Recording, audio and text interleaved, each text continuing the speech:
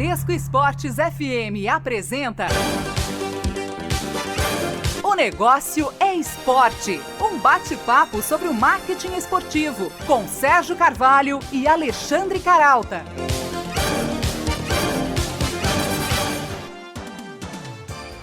Olá para você ligado na Bradesco Esportes FM, começamos mais uma edição de O Negócio é Esporte, para você que nos ouve em São Paulo, no Rio e também pela internet no nosso site www.onegocioesporte.com.br. E um olá também para quem está sempre comigo aqui na apresentação do programa, o também jornalista Alexandre Caralta. Oi, Caralta. Oi, Sérgio, tudo bem? Olha, no início do mês, o Supremo Tribunal Federal derrubou a exigência de consentimento prévio para biografias, como é praxe nas democracias no mundo inteiro. A decisão histórica abre caminho para o avanço de produções biográficas, mas também de documentários. Claro, né, Caralta, que o mundo esportivo, sempre generoso em figuras folclóricas, polêmicas, históricas, tende a se tornar uma fonte ainda mais recorrente a biografias. Esse mercado, aliás, revela um grande potencial do Brasil. Segundo pesquisa Retratos da Leitura no Brasil, do Ibope Inteligência, 40% dos leitores brasileiros consomem obras de memórias e biográficas. E para dimensionar o impacto da queda da autorização prévia no mercado de biografias esportivas, a gente recebe hoje aqui no Negócio é Esporte o jornalista e escritor Marcos Eduardo Neves. Ele é autor de biografias como a do Heleno de Freitas, que até inspirou o filme dirigido por José Henrique Fonseca, e do Renato Gaúcho.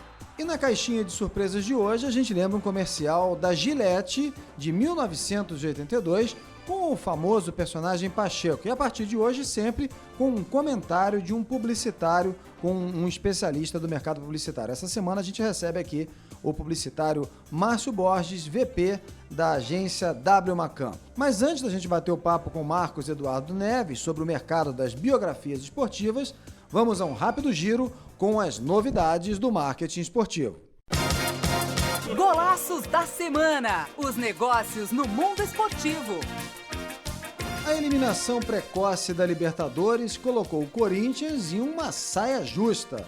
O Timão fechou oficialmente as negociações com a Special Dog, produtora de rações para cães e gatos. A marca da empresa ficou com um espaço nos calções da equipe no acordo que renderá R$1,5 milhão ao clube.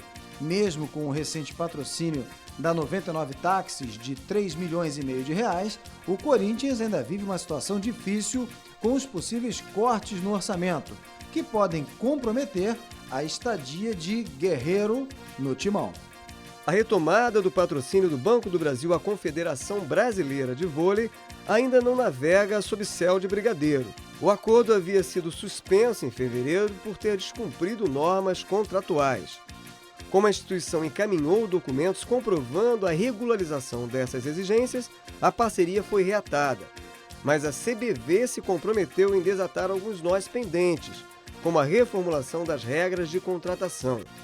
Antes de o acordo ter sido interrompido, a Confederação de Vôlei já havia recebido mais de R$9,5 milhões do Banco do Brasil.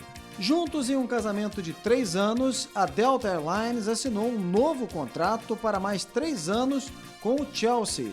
O novo acordo prevê a exibição da marca Delta em LED nos jogos que ocorrerem no estádio sede da equipe. A marca também será incluída no backdrop para entrevistas com os jogadores da equipe. Avaliada pela revista Fortune como uma das mais admiradas empresas do mundo, a Delta Airlines continua com o novo acordo de 3 anos e a ser a companhia aérea principal da equipe do Chelsea. O São Paulo anunciou oficialmente o Tampa Bay Hawks como novo parceiro. Costurado há meses por executivos do clube, o acordo com o integrante da NASL, espécie de segunda divisão do futebol americano, ultrapassa as fronteiras da cooperação técnica. Inclui amistosos, partidas pela pré-temporada, programa de intercâmbio profissional e empréstimos de jogadores do tricolor paulista. Depois de trabalhar como assessor de imprensa na área cultural e de passar por redações tradicionais como a do Jornal do Brasil, Marcos Eduardo Neves mergulhou no mercado literário. Escreveu livros como Anjo ou Demônio, a polêmica trajetória de Renato Gaúcho e Nunca Houve um Homem como Heleno, que inspirou a cinebiografia do mítico craque do Botafogo. Integrante da Academia Brasileira de Literatura, Marcos está prestes a tirar do forno a biografia do ex-jogador Alex. Marcos, é um prazer receber você aqui em mais uma edição de Negócio é Esporte. É um prazer todo meu, Caralta, Sérgio, todo o pessoal daí e os ouvintes aí da nossa querida rádio. Marcos, que mudanças você enxerga para o mercado de biografias com a decisão do Supremo de acabar com a autorização prévia para esse tipo de publicação? Olha, eu fiquei um pouco feliz com essa questão da liberação, mas ao mesmo tempo eu acho que criou-se uma aura na sociedade de que o papel do biógrafo é como se fosse, entre aspas, o de um vampiro da vida alheia.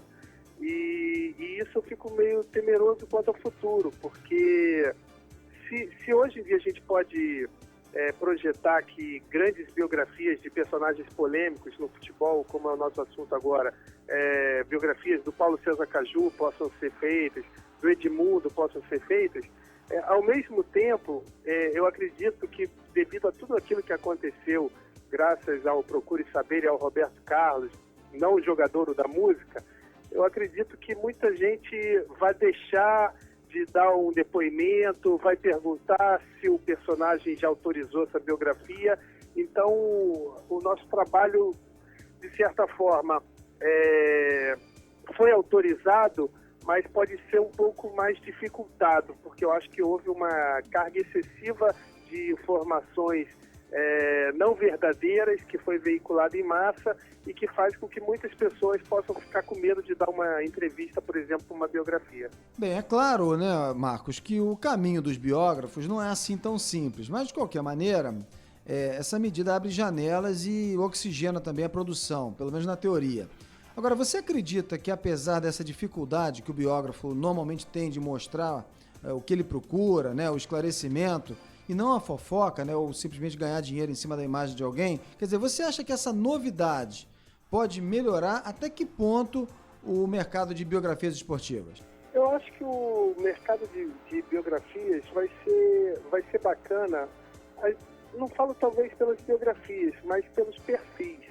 Por exemplo, eu vislumbro com um futuro próximo muitos perfis sobre o Neymar, sobre o Messi, enfim, para a gente situar nos jogadores brasileiros aqui, o Kaká. Então, livros que você possa retratar, de repente, não a biografia, mas sim tudo o que a pessoa passou, mas que a pessoa continue em evidência, ainda jogando, ainda em atividade, ainda escrevendo sua biografia nos campos de futebol. Então, eu acho que esses perfis, eles devem dar uma ampliada no mercado, assim como de cantores sertanejos, de grandes personalidades da TV. Eu acho que isso vai oxigenar bastante. Mas quanto às biografias propriamente ditas, é o que você acabou de dizer. Há uma diferença muito grande que a sociedade precisa aprender entre o trabalho de um biógrafo e um trabalho de um detetive.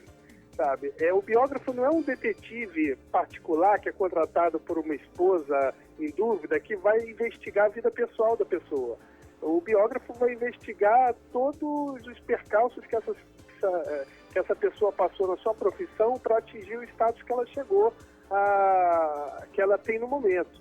Então, eu acho que há uma fronteira muito tênue aí entre a vida pessoal e a profissional que possa fazer interesse realmente ao trabalho do biógrafo. Eu cito até o meu livro sobre o Renato Gaúcho, por exemplo, que eu cito que ele era mulherengo, que ele era da noite, mas isso não é por uma questão de bisbilhotice ou de voyeurismo, é mais por uma questão de que ele perdeu uma Copa do Mundo por causa de uma noitada.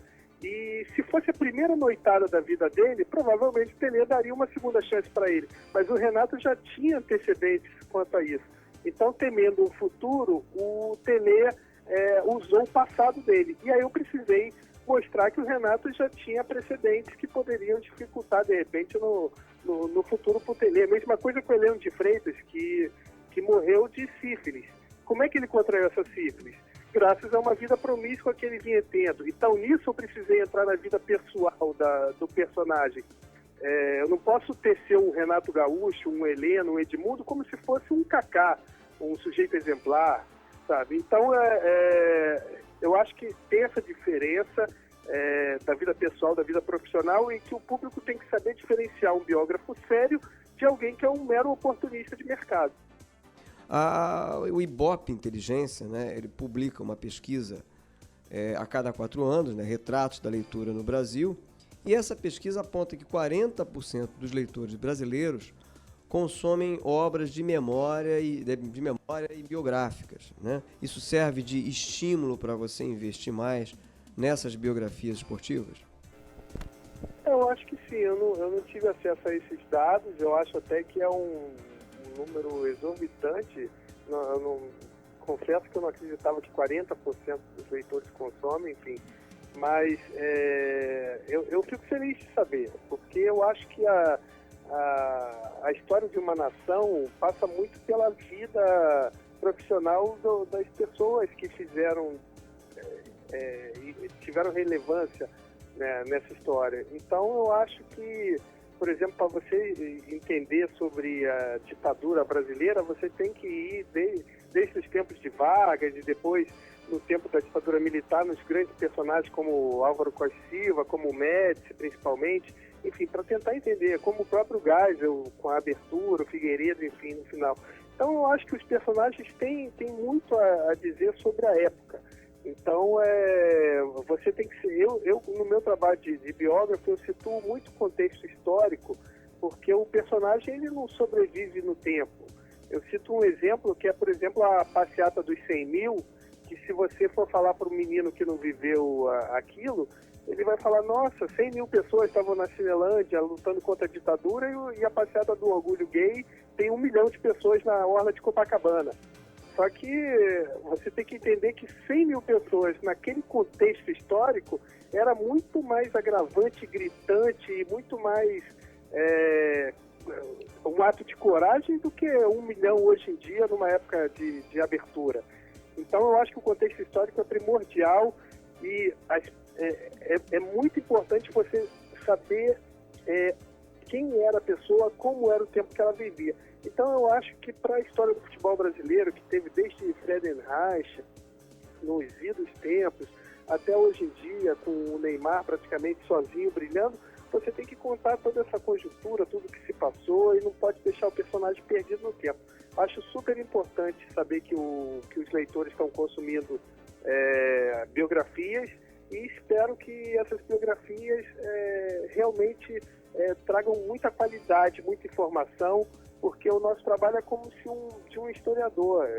Assim como garotos pegam livros de história e ali tem, às vezes, uma matéria pequena no livro sobre quem foi Getúlio Vargas, quem foi João Goulart, sabe? É muito importante na história do país também saber quem foi Zico, quem foi Pelé, quem foi Garrincha, quem foi o Ronaldinho Gaúcho, enfim, na área do esporte, né? Não só no futebol, né? Hoje em dia muita gente fala do Diego Hipólito, dos irmãos Hipólito, e isso começou ali praticamente com a Luísa Parente, no Pan-Americano de 87, então isso não veio assim do nada, sabe? Já teve uma sementinha que foi plantada antes.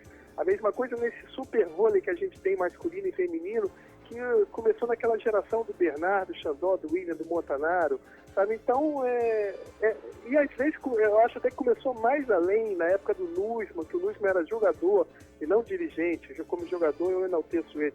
Então eu acho que a história é fundamental e deixar que nós façamos nosso trabalho de forma proba, de forma responsável, é importantíssimo. Foi uma vitória nesse sentido a decisão do STF, unanimidade, e agora cabe a nós termos essa responsabilidade de separar o joio do trigo, e com essa responsabilidade nós saberemos direitinho o que contar, de que forma contar, porque ninguém quer levar processo e ninguém quer invadir a vida alheia de uma forma constrangedora. Marcos, você ressaltou agora a importância da biografia como o fio da história, né, de um lugar ou de alguém, um país. Eu queria tocar nesse ponto, falando que a gente conversa muito aqui com vários especialistas em marketing e há quase aí um consenso sobre o desperdício da memória do esporte, não só no futebol, né? E assim ela acaba se perdendo, né? Agora, se você olhar, por exemplo, para a forma como o Real Madrid, o Barcelona, as principais equipes da Europa, né? E principalmente o Real e o Barcelona, que são times que mais faturam no mundo, você vê a forma totalmente profissional, né? Que eles abordam justamente a memória do time, da equipe. Eles usam a história para gerar novos fãs e novos consumidores. Na sua opinião, que ações a gente pode e deve adotar aqui no Brasil para mostrar a memória também um produto, né, que não só vai contribuir para a história, para a sociedade, mas é também um produto que pode atrair novos fãs e novos consumidores, Marcos? Olha, é uma boa pergunta essa, mas eu acredito que a gente possa estar vivendo um momento histórico a partir dessa decisão da STF. Eu acho que a partir de agora é um marco zero para, de repente, essa restituição da memória nacional, porque eu sei de casos de amigos meus que estão com biografias do Guimarães Rosa, que não puderam sair, o próprio João Máximo teve problemas em reeditar os gigantes do futebol brasileiro por uma autorização da família do Jair Rosa Pinto, enfim. Então eu acho que hoje, agora, devem ter muitas histórias no passado que pouca gente sabe. É exemplo do próprio Heleno, que era quase que uma história perdida no tempo, até 10 anos atrás, quando eu fiz o livro pela primeira vez, enfim. Então eu acho que deve ter muitas histórias bacanas e cujas famílias não queriam que fossem reveladas, que agora as grandes editoras podem repensar e botar no mercado, né? E até fazer, desculpa se eu estou pensando aqui uma bobagem, e até fazer uma articulação com as instituições esportivas. Exato, porque seria bom para todo mundo. E inclusive na parte do audiovisual. Eu acho que hoje em dia o Fluminense está com um memorial, o Flamengo está ensaiando, arriscando o seu. A gente, fora do Rio, a gente consegue ver algumas coisas também no Grêmio, lá em São Paulo tem isso. Mas eu acho que esses memoriais fazem com que a criança entre lá e vejam memoriais ou próprios museus. O Museu do Futebol é sempre uma grande experiência para quem vai lá no Pacaembu. Então, talvez poder contar mini biografias em vídeos, nem que sejam vídeos com fotos, porque talvez as cenas de filme possam ter sido perdidas no tempo, mas agora sem a necessidade de uma autorização de todo mundo que está envolvido e que apareça aleatoriamente numa imagem ou outra, enfim, isso aí pode ser muito bacana aí para o futuro da nação. Eu concordo totalmente, eu acho que esse é um caminho bem interessante. Olha, a gente vai ter que fazer agora a nossa primeira parada aqui, nosso primeiro intervalo, e na volta o Marcos explica um pouquinho melhor quais são os critérios, né, na escolha de um biografado do mundo do esporte. O intervalo é rapidinho, o Negócio Esporte volta já. Um pit stop. O Negócio é Esporte volta já, na Bradesco Esportes FM. Na Bradesco Esportes FM, o Negócio é Esporte, com Sérgio Carvalho e Alexandre Caralta. De volta com o Negócio Esporte pela Bradesco Esportes FM, essa semana conversando com o escritor e especialista em biografias, Marcos Eduardo Neves. Eu lembro que você pode ouvir essa entrevista também na íntegra, acessando o nosso site www.negocioesporte.com.br. Você pode também seguir o nosso perfil no Twitter e ainda curtir a nossa fanpage no Facebook. Antes da gente retomar o papo com o Marcos Eduardo Neves, vamos a um rápido giro com as notícias do marketing esportivo. Circuito dos Negócios. Não perca o que vem por aí no marketing esportivo.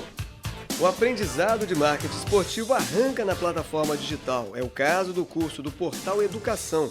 Durante um mês, as aulas online traçam uma radiografia do setor, sobretudo da captação publicitária. O Futebol Society abre a 30ª edição dos Jogos Publicitários no dia 19 de julho, no Playball Pompeia, em São Paulo. A iniciativa, organizada pela Associação dos Profissionais da Propaganda, programa também uma corrida de kart no mês de setembro. Outra iniciativa do gênero é o curso sobre gestão interdisciplinar de futebol, comandado pela diretora de operações da FIFA na Copa de 2014, Elisa Santa Rita, na Faculdade Brasileira de Tributação em São Paulo. As aulas, que se estendem até setembro, reúnem 15 especialistas da área e têm o apoio da Associação dos Cronistas Esportivos do Estado de São Paulo. Nesta segunda, dia 29, às 8 da noite, a Samsung apresenta a nova linha de televisores em um embate digital entre nada menos do que o corintiano e surfista Gabriel Medina e o palmeirense atacante Rafael Marques. Os dois vão se enfrentar em uma partida de videogame. O encontro será no Instituto Tomiotaki, na capital paulista. Após o duelo, os atletas conversam com os fãs e com a imprensa. Volta aqui no Negócio Esporte, hoje conversando com o jornalista Marcos Eduardo Neves, tentando projetar então, os impactos, né, para as biografias esportivas da queda do consentimento prévio para esse gênero, né, de literatura concedida pelo Supremo Tribunal Federal há 2 semanas. Marcos, a gente, antes de terminar o primeiro bloco, você falava aqui sobre a importância, né, de se aliar a uma contribuição social da biografia, também a uma percepção de mercado, poder usar essas iniciativas para conquistar novos fãs, novos consumidores e tal. Ainda sob esse olhar de mercado, como é que são feitas essas escolhas dos biografados? Quais são os critérios? O que pesa mais?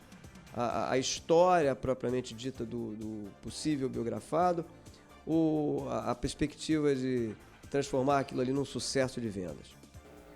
As duas coisas, né? Hoje em dia tem a lei de incentivo para isso, e às vezes parte da própria editora a vontade de fazer entre aspas, um best-seller, né? Então nós temos um grande personagem, só que quem vai escrever essa biografia que já vai nascer com, 50 mil exemplares, porque o personagem está em evidência, enfim. Então, às vezes, as próprias editoras colocam numa lei de incentivo, conseguem uns apoiadores, uns patrocinadores e bancam o trabalho do biógrafo. Eu lembro que eu não aceitei, mas eu fui chamado por uma editora para escrever a biografia do João Avelange. E, eu seria bancado durante um tempo pela editora para poder fazer a biografia. Só que eu estava ainda colocando credibilidade no meu nome e eu não ia botar tudo a perder por causa de uma biografia que seria totalmente chapa branca e eu não aprovava isso, não aprovava sujar meu nome tão fácil. Então, às vezes é o próprio biógrafo que tem aquele olhar profundo de perceber, nossa, como é que essa história ninguém sabe? Que é mais ou menos como eu cito o caso do Heleno, que desde que eu comecei a ouvir as primeiras declarações sobre ele, eu falei, como é que ninguém me escreveu sobre esse cara? Pois conta como é que foi a gênese do Heleno. Então, o Heleno, propriamente dito, eu estava conversando com um jornalista que eu sou fã, que faleceu há alguns anos, que é o Luiz Mendes. O Luiz Mendes foi contemporâneo do Heleno, e ele começou a me contar que o Heleno era isso, o Heleno era aquilo, o Heleno era um galã, o Heleno morreu num sanatório aos 39 anos, o Heleno era da High Society. E eu só de ouvir ali, eu falei, nossa, como é que é possível isso? E aí eu comecei a pesquisar, primeiramente na internet, depois fui na Biblioteca Nacional, peguei jornais da época e vi que realmente o Heleno foi um tufão que varou a sociedade carioca, que era a capital da República nos anos 40. E aí eu decidi mergulhar fundo na pesquisa. Então, quer dizer, foi alguém que me abriu o olho de uma história que estava perdida no tempo e que eu poderia ressuscitar. Eu não pensei em viés de mercado. Se eu fosse, muito pelo contrário, quando eu estava com o livro pronto, muitas editoras falavam, se fosse sobre o Zico, eu publicava. Heleno, ninguém sabe quem é. Muitos amigos meus mesmo falavam, cara, você vai perder 2 anos da sua vida pesquisando sobre um cara que ninguém sabe quem é. E hoje em dia tem um filme com o Rodrigo Santoro, tem todo esse bochicho todo em cima do personagem. Então, às vezes é o olhar de um biógrafo e às vezes é realmente a percepção do mercado, tanto da parte do biógrafo quanto da parte da editora. Quando a gente pensa numa biografia, por exemplo, do Neymar, hoje em dia eu acho que é muito mais pelo mercado. Hoje em dia o Neymar ainda tem mais 10, 15 anos de carreira, então se existem aí, que eu mesmo aqui em casa eu tenho 3 biografias, entre aspas, que são 3 perfis do Neymar, você pensa o quê? No consumo imediato, no consumo rápido. É como se fosse comprar um Big Mac no McDonald's, sabe? O Neymar está em evidência ali, opa, eu quero ver como é que foi até agora. Pois é, Marcos, não existe uma pressão das editoras para que haja uma prioridade dedicada aos chamados popstars do esporte? Quer dizer, em termos de patrocínios, né, os patrocinadores, os investidores, ficam reavaliando as pesquisas sobre popularidade e outros parâmetros, né? Então, quer dizer, é normal que as editoras também levem isso em conta. Você já passou por algum tipo de conflito maior nesse sentido entre a sua disposição, né, a sua inclinação de fazer uma biografia sobre um determinado esportista e que não tem um papel maior e a pressão da editora? Eu tive no caso da biografia do Renato Gaúcho, né? Porque, explicando por que eu escrevi sobre o Renato, quando eu comecei a gostar de futebol, como Nelson Rodrigues fala, a memória de uma criança de 12 anos nada vai fazer esquecer. Enfim, quando tinha 12 anos, o Flamengo foi campeão da Copa União, era 1987, e o Renato Gaúcho foi um jogador mais decisivo que o próprio Zico na época. Então, é ali que eu comecei a formar o meu caráter assim, ligado ao futebol, a amar tanto esse esporte. E o Renato era um jogador em evidência, e eu, como era gandula do Flamengo, porque eu morava próximo, saía da escola e ia lá dar a bola pro Bebeto, pro Renato, pro Zico, eu acabei fazendo amizade com ele, essa amizade essa que se tornou numa espécie de fanatismo. Enfim, eu sem saber, eu estava sendo um biógrafo, porque eu ficava guardando as revistas, as matérias que saíam sobre ele, e quando eu decidi realmente que eu queria escrever um livro, eu perguntei para ele: Renato, eu vou fazer sua biografia. Ele autorizou, achando que não ia passar de um calhamaço de páginas batidas à máquina, que iam ser distribuídas para no máximo 15 amigos. E foi muito mais do que isso. Mas enfim, eu fiquei 2 anos fazendo esse livro do Renato, e o Renato, quando percebeu que a coisa estava ficando mais séria do que ele imaginava no início, ele começou a tentar postergar, e eu já tinha fechado com uma editora. Chegou um momento em que o Renato estava completamente esquecido no cenário do futebol, e o Fluminense chamou ele para ser treinador em 2002. E nesse momento o livro estava lá na editora, e a editora virou para mim e falou: a hora é essa. Ele voltou à evidência, ele está nas manchetes dos jornais, nós vamos publicar. E aí eu avisei: Renato, não dá para esperar mais, a editora quer publicar agora. Não quero, Marquinhos, não quero agora, não é o momento, agora eu sou técnico, não quero que saibam tudo que eu fiz de errado e não sei o quê. E aí não tinha mais como, ele já tinha autorizado, a editora estava com os direitos, e a editora publicou, e aí virou aquela biografia autorizada, virou a minha primeira biografia não autorizada. Mas como eu fui muito firme e certo no que eu escrevi, o Renato não chegou a me processar. Mas foi um momento de conflito entre a editora percebendo um potencial grande, porque ele voltou à evidência para fazer o livro acontecer no mercado, e a minha vontade de investigar um pouco mais, esperar um pouco mais, ver como é que seria ele como treinador para ver se valeria a pena ou não colocar, e não deu. Você diria hoje, Marcos, que apesar desses conflitos muitas vezes recorrentes, até certo ponto compreensíveis, entre a perspectiva de mercado e às vezes o peso histórico na hora de decidir um biografado, você acredita que haja uma inclinação maior para se produzir biografias associadas ao esporte, inclusive aproveitando modelos de patrocínio que antes não poderiam ser levados em conta porque havia uma burocracia na autorização?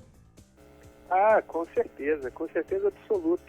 Eu acho que agora, por exemplo, grandes empresas que querem fazer um evento, vamos chutar aqui, evento, voltem a correr na lagoa ou a pedalar na lagoa, e queiram investir na segurança da lagoa, e que querem mostrar de repente a história do ciclismo, e que se digamos que houvesse um grande ciclista na história do Brasil, hoje em dia essa empresa patrocinaria uma biografia dele, com uma foto dele pedalando na lagoa, enfim, para ser a capa do livro. Então eu acho que hoje em dia, não precisando do consentimento do biografado ou da própria família do biografado, que às vezes está mais interessada do que nele próprio, eu acho que vai fomentar bastante esse mercado. Eu vislumbro no futuro próximo muitos perfis, muitas celebridades, ou até pseudo-celebridades que vão virar livro, seja por meio de fãs-clubes, digamos que tem jogadores hoje na seleção brasileira, como, por exemplo, o Marcelo, do Real Madrid, que tem o seu próprio fã-clube, e que o pessoal tenha tanta informação ali que decida fazer um livro. E que se o livro, as editoras falarem, não, o livro não está tendo nada que possa dar num processo, não tem nada que esteja ferindo ou entrando na privacidade dele, vamos publicar sim. Então a gente tem jogadores espalhados nos melhores clubes do mundo e que possam vir a ser biografados a partir de agora. Você falou aí, Marcos, dos fã-clubes, né? Eu lembro que hoje nem se precisa de editora, né? Há casos naquele desdobramento aí de crowdfunding, da famosa vaquinha, né? Que já assumem essa nova feição com as novas tecnologias e que muitas vezes o fã é que se torna aí o autor, né? Com a queda do consentimento prévio, eu acredito que isso possa gerar aí pelo menos um reboliço aí no mercado, não é não, Marcos? Eu acredito piamente nisso. E aí que tem que se separar os grandes escritores, os grandes biógrafos, os grandes historiadores, daqueles que de repente possam... Dos oportunistas, né? Exato, meramente oportunista, ou às vezes nem isso, ou o cara é tão fã que decide escrever sobre o ídolo e sem um cuidado necessário, e aí de repente uma pessoa, se for o primeiro livro, possa pensar, será que todos os livros são assim? Então... Aí não é uma biografia, né? Aí vira um panfleto. Por exemplo, o meu primeiro livro de futebol que eu li foi Zico, Uma Lição de Vida, nunca esqueci desse livro. Meu segundo livro que eu li foi o Garrincha, a Estrela Solitária do Rui Castro, e a partir daí pode-se dizer que já criou a sementinha de que eu iria ser biógrafo. Agora, se de repente uma criança com seus 12, 13 anos tem acesso a um livro sobre o Neymar, mas um livro mal escrito, um livro mal apurado, feito por um fã dele, de repente... O panfletário, né? O meramente panfletário. De repente vai perder a vontade de ler, sabe? Só tecendo ódio, não mostrando os contratempos pelos quais ele passou, sabe? Então, de repente, eu acho que as editoras vão ter uma responsabilidade muito grande para o bem e para o mal. Para o bem, porque vão poder trazer para o mercado grandes perfis e grandes biografias que não puderam ser postas até então. E para o mal, porque podem, de repente, temerosas de um processo, deixar de contar uma grande história que precisa ser contada.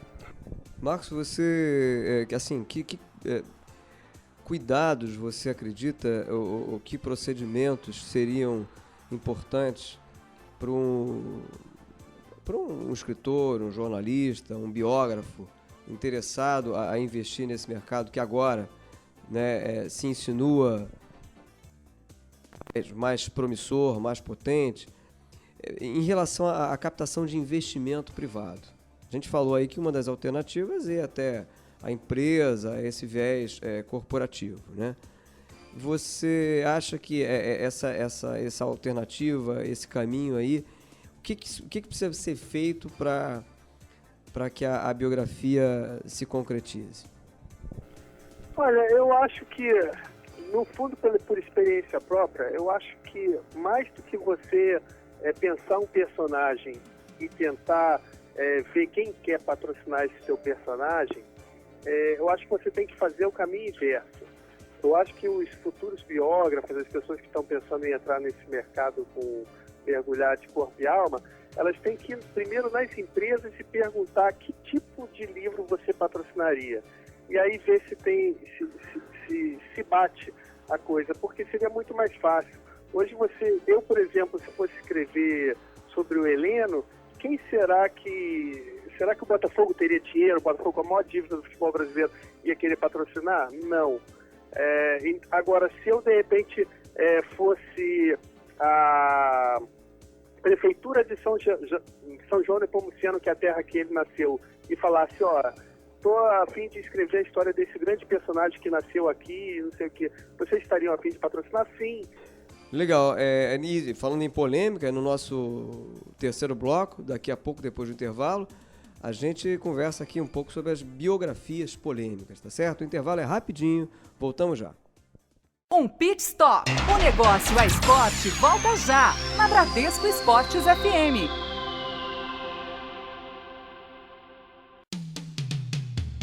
Na Bradesco Esportes FM, o negócio é esporte, com Sérgio Carvalho e Alexandre Caralta.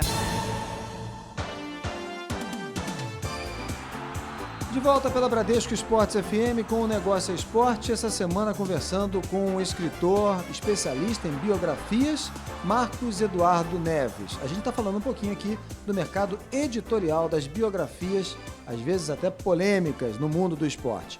Eu lembro que você pode também ouvir o nosso programa acessando a nossa página na internet, www.onegocioesporte.com.br. Você pode também curtir a nossa fanpage no Facebook e ainda seguir o nosso perfil no Twitter. O nosso perfil é o @onegocioesporte, @onegocioesporte. Caralta. Marcos, a gente sabe que polêmica é sinônimo de audiência, então isso vale também para o mercado de biografias não só esportivas. É claro que aqueles atletas mais polêmicos tendem a gerar biografias com uma audiência maior, um consumo maior, né? E então eu te pergunto, na tua avaliação, né, que biografias você considera mais interessantes nesse aspecto assim da polêmica? Biografias já feitas ou biografias a se fazer? Primeiro já feitas, depois que biografados você considera interessante desse lado aí da polêmica? Eu acho que biografias polêmicas, eu acho que é interessante esse livro que gerou esse filme do Conversas com o João Avelange, sabe? Eu acho muito que a solução que o autor criou para fazer a obra dele e não perder a credibilidade dele, o respeito que ele tem, foi ótimo. Gostei bastante. Só para contextualizar aqui para o ouvinte, o autor é o Ernesto Rodrigues, também jornalista, e o Marcos se refere à estratégia dele de combinar com o João Avelange, ex-presidente da FIFA, que o combinado era que, né, me corrija se eu estiver errado, Marcos, era que ele submeteria o texto para o João Avelange até certo ponto, e ele aproveitou essa combinação e gravou as conversas, que depois se desdobraram nesse documentário, exibido há 2 anos, né, em 2013, chamado Conversa com o JH, no qual ele apresenta esses bastidores, e é claro que fica evidente a contrariedade em várias partes do João Avelange em relação ao texto. Mas siga, Marcos, desculpa.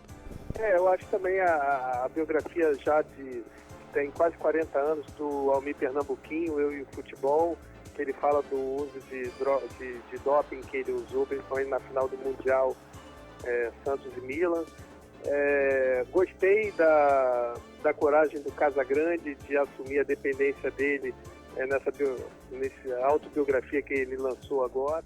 E o próprio André Agassi, um dos melhores livros que eu li recentemente, que fala abertamente sobre a época dele do tênis, que ele poderia ter ido muito mais além, não fossem as drogas, não fossem as mulheres, não fosse, enfim. Então eu acho que as biografias polêmicas são muito melhores, e as biografias de gente polêmica são realmente muito melhores do que, por exemplo, uma biografia do Kaká, a biografia do Zico mesmo, que o Zico é ótimo da gente ver os filmes, ver os gols, mas ler eu acho muito linear. Enquanto o Edmundo, por exemplo, se vier a ser um livro, vai ser uma porrada por parágrafo, vai ser maravilhoso para o leitor. É um dos seus projetos? É um dos livros que eu sei que tem gente que quer fazer, eu faria, mas já que estão fazendo, eu espero que não seja chapa branca, que eu vou ter o maior prazer em ler. A gente conversava aqui fora do ar, né, que na semana com o Nelson Roinaf, né, o cineasta, e ele comemorava a decisão do Supremo Tribunal, né, dizendo que agora acabou a era dos documentários chapa branca, né, e essa eu entendo que essa é uma comemoração legítima, não só dos documentaristas, cineastas, mas também dos biógrafos, né? Marcos, a gente falou no primeiro bloco que o objetivo da biografia não é a publicidade, e sim o esclarecimento. Falando em autobiografias polêmicas, né, o ex-nadador Amaury Levaux publicou recentemente um livro chamado Sexo, Drogas e Natação, né, onde ele revela supostamente ali, os bastidores da natação. E no livro ele fala de atletas famosos que se drogam ou que utilizam drogas, né? Essa biografia gerou muita conversa, muito rebuliço, foi contestada, disseram que ele foi leviano e assim por diante. Como é que você avalia esse tipo de iniciativa? Inclusive até o César Cielo foi um dos citados no livro. Você acha que às vezes é só para surfar na onda da conversa e da audiência, ou você identifica nisso também como um momento ali de esclarecimento ou até mesmo de um acerto de contas com a sociedade? Eu acho que sim, mas aí, quer dizer, tanto o autor quanto a editora estão, entre aspas, pondo dele da reta, né? Então, eles que arquem com as consequências das inverdades que forem faladas. Mesma coisa quando fizeram Morcegos Negros sobre Antônio Carlos Magalhães, que todo mundo via que era um livro contra Antônio Carlos Magalhães. Por mais que alguma coisa de bom ele tenha, foi passado longe disso. Então eu acho que isso é democracia, sabe? O consumidor é que tem que separar o joio do trigo, mas tem que estar o joio e o trigo expostos para você, se quiser comprar. Bem, eu lembro que a gente conversa aqui no Negócio Esporte com o jornalista, escritor, biógrafo Marcos Eduardo Neves, autor, entre outras biografias, da biografia sobre o Heleno de Freitas. Marcos, falando aqui dos novos projetos, né? Está acabando o livro sobre o Alex, já se aposentou, já pendurou as chuteiras, hoje é comentarista. E você começou esse projeto tem o quê? Tem uns 2, 3 anos, é isso? Foi, eu comecei o projeto em 2013, terminei agora em dezembro de 2014, quando ele deu o ponto final na carreira dele. E agora a gente está no processo de gráfica, de editora, para poder lançar no Brasil inteiro, especialmente São Paulo, Rio, Belo Horizonte e Curitiba, e também em Istambul, onde com certeza vai explodir as vendas. Como é que surgiu essa ideia de fazer o Alex? Por que o Alex? Não, o Alex é que me procurou. Na verdade, um fã dele que queria dar de presente para ele uma biografia e perguntou a ele quem ele gostaria que escrevesse. O Alex, como é um cara que lê muito, ele escolheu o Rui Castro. Essa pessoa ligou para o Rui Castro e o Rui Castro falou que não se interessa mais em fazer biografias de jogadores de futebol. Ele já escreveu o Garrincha e ele várias biografias que ele faz. E aí ele me indicou como o cara que escreveu o Heleno. O Alex já tinha lido o Heleno e aí a gente conversou, e como nós somos contemporâneos, eu sou 2 anos mais velho que o Alex, acompanho a carreira inteira dele, e principalmente pela história turca dele, que é uma história que parece uma ficção, é um negócio inacreditável que no ano que vem os leitores vão saber, a gente vai poder conversar mais sobre isso. Eu me interessei e eu posso dizer que eu fiz um grande livro. Legal. E isso tudo foi bancado, pelo menos inicialmente, pelo fã? Foi bancado pelo fã. Mas vocês já vislumbram a possibilidade de ganhar dinheiro no mercado? Já é um produto de mercado? Não quer dinheiro, ele queria, na verdade, conhecer toda a história do Alex. Esse fã dele não tem problemas de dinheiro, enfim, mas ele vive em Curitiba e, na verdade, ele sempre acompanhou o Alex desde menino, porque ele é torcedor do Curitiba, e queria conhecer mais, queria saber mais dos bastidores, da linha de pensamento desse garoto que ele viu começar e que se transformou num homem exemplar, num pai de família de primeira, num gênio do futebol. Quem lembra de 2003 sabe o que eu estou dizendo. E ele quis dar de presente para ele, propriamente dito, não para Alex, essa biografia para poder conhecer melhor o fã. Mas vai ser lançado aqui no mercado brasileiro, de qualquer maneira, ou não? Vai ser lançado no Brasil e vai ser lançado na Turquia inteira. Eu lembro que a gente conversa essa semana aqui no Negócio Esporte com o escritor Marcos Eduardo Neves, falando um pouquinho das biografias no mundo do esporte. Marcos, eu vou fazer aqui o papel do advogado do diabo, né? Você acredita que às vezes o envolvimento maior, né? Como eu percebo que você já era fã do Alex, né? Você acha, por exemplo, que esse envolvimento mais estreito pode atrapalhar de alguma forma o trabalho do biógrafo? Não, eu acho que só ajuda. Eu acho, inclusive, que, por exemplo, o Paulo César Araújo, ele tentou de todas as formas conseguir entrevistar o Roberto Carlos, e o Roberto Carlos sempre rechaçava. Eu acho que, assim, o Paulo César fez um grande livro sobre o Roberto Carlos, não o jogador, repito, o cantor, que seria ainda melhor se tivesse as aspas, se tivesse o ponto de vista do Roberto Carlos sobre o meticuloso trabalho que ele fez. Então eu acho que um bom biógrafo, ele no fundo, ele tem que entrevistar tudo e todos, ler tudo e qualquer coisa que foi escrita sobre ele, mas se ele tiver acesso a dar um depoimento de defesa, ou de próprio ataque, ou de as coisas não foram bem assim, ou as coisas foram ainda melhor do que isso aí que saiu na imprensa, fica bem melhor para o trabalho. Marcos, a gente está chegando aqui quase no final do nosso bate-papo e você teve algum problema, queria perguntar em relação a isso, você teve algum problema em relação a acesso de material para apuração das suas biografias, agora com a liberação do STF? Você acha que não vai ter mais nenhum tipo de problema? Eu acho que em relação ao acesso a material, eu acho que daria para fazer biografia tranquilamente com os jornais de época, com as reportagens que saíram na época, com veículos de televisão. Isso aí não seria problema maior. Eu acho que o grande problema é realmente a família e o próprio biografado, se ele for vivo. Então, eu acho que fazer grandes livros é possível, sim. Eu acho que vai melhorar agora no sentido de você saber que, se for correto, uma editora pode te avalizar e publicar. Mas problemas de acesso eu só tive praticamente com famílias ou muito amigos de um personagem que a pessoa soube que não queria que virasse biografia. Qual foi o personagem?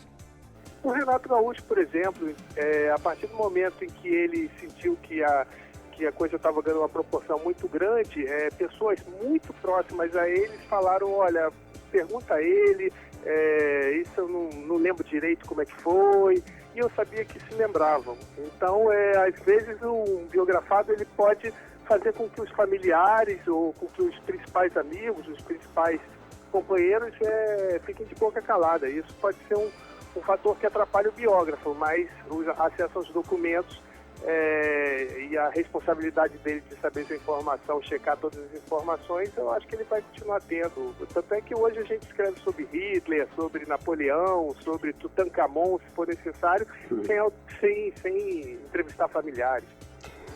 Muito bem. Marcos, fora o Alex, que você essa biografia que você está concluindo, ou na iminência de concluir, tem um projeto também relacionado ao Fagner, ao Fagner e a relação dele com o futebol, não é isso? Isso, eu vou fazer esse livro da relação dele com o futebol, o Fagner que é apaixonado por futebol, mas já no fundo pensando no negócio além, que é a biografia do próprio Fagner. Só que aí tem uma... aí tem uma coisa que o STF não pensou. Eu sou muito amigo do Fagner, e o Fagner não quer ser biografado. Algum dos dois vai ter que ceder, né? Mas como é que você tá? Como é que você vai desatar esse nó? Pois é, ele conhece meu trabalho e sabe da minha seriedade. Eu acho que ele tem uma importância muito grande. Ele foi um dos marginais da MPB num certo momento da vida dele. Falaram, pega a sua viola e volta pro Ceará que você vai ser cantor regional, achando que tinham acabado com a carreira dele. E ele sempre dando voltas por cima e conhecido pelo país inteiro hoje. Então eu acho que ele tem uma grande história que precisa ser contada, mas ele não quer. Ele tem os receios dele de que contem essa história. Eu acho que eu vou ter que dobrar ele aos poucos, tomar uma cervejinha no bar com ele, para ir mostrando para ele, fica tranquilo, a gente vai fazer um grande trabalho juntos. Mas hoje, por exemplo, eu poderia perder o amigo em nome desse livro. Mas eu quero juntar os dois, eu quero fazer um grande livro e quero que ele aprove esse livro, não que seja chapa branca, mas que ele aprove a presteza do meu trabalho. Legal, para a gente terminar aqui esse papo, Marcos, como é que você observa hoje, ainda em relação à produção de biografias ou de livros associados ao mercado esportivo, como é que você observa uma aproximação, uma possível aproximação com as instituições esportivas, federações? Você acha que esse é um caminho? Ou, de certa forma, esse momento, né, em que, sobretudo, o futebol está no epicentro de um escândalo, você acha que não é a hora desse tipo de mercado se frutificar? Não, eu acho que é muito recente essa decisão da STF. Eu acho que primeiro os clubes vão esperar saírem as primeiras biografias e ver as polêmicas que possam suscitar ou não, para tentar entrar junto, entrar apoiando e falando, vamos resgatar a história desse cara que foi muito importante para nós.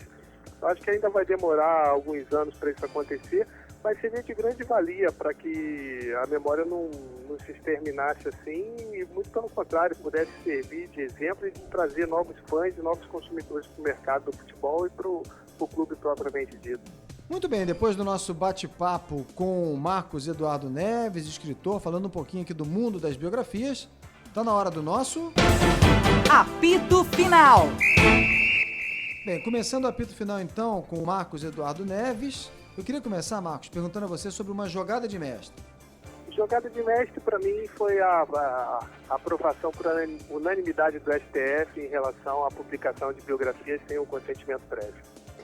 E uma bola fora. Uma bola fora são esses casos aí que eu vi agora do Neymar, né, que todos nós vimos, que está sendo investigado aí de todas as formas por conta da transferência dele para o Barcelona. Enfim, vamos ver o que vai ser pintado na biografia dele daqui a alguns anos. E uma zebra? Uma zebra, eu acho que o Sport Recife, que está começando muito bem o campeonato e que pode ser pela primeira vez um legítimo campeão brasileiro. Então espero que o livro do esporte possa ser colorido de rubro-negro, mas de uma forma sem tanta polêmica. Falou o Marcos Eduardo Neves, que é autor dos 20 maiores jogos do Flamengo. Tudo bem, para a gente fechar, uma aposta, Marcos. Uma aposta? É uma aposta de que vão chover biografias de times, de clubes, de grandes personagens, de grandes treinadores, de grandes torcedores, de gente importante, de dirigentes de verdade, de peso na história do país, a partir de agora, depois dessa decisão do STF. Muito bem, vamos aguardar com ansiedade. Olha, quero agradecer muito esse papo aqui com o Marcos Eduardo Neves. Obrigado aí pela conversa. E o programa também está sempre aberto aqui para você contar as novidades nessa fábrica de biografias aí, tá bom? Obrigado, Marcos. Um grande abraço. Obrigado, Caralto. Obrigado, Sérgio. Obrigado a todos aí. Tá na hora da nossa... Caixinha de surpresas. Toda semana, um destaque da história do mercado esportivo. A partir de hoje, um craque da publicidade comenta o comercial esportivo garimpado aqui pelo Negócio Esporte. Nosso convidado dessa semana é o vice-presidente de criação da agência W Macan, Márcio Borges. Ele comenta o comercial da Gillette que lançou o Pacheco, 12º torcedor da Copa de 82, um clássico da publicidade. Vamos ouvir. Agarra com tranquilidade, lá vem Brasil descendo pela linha intermediária. Chutou, bateu na trave, botou a gol! É gol!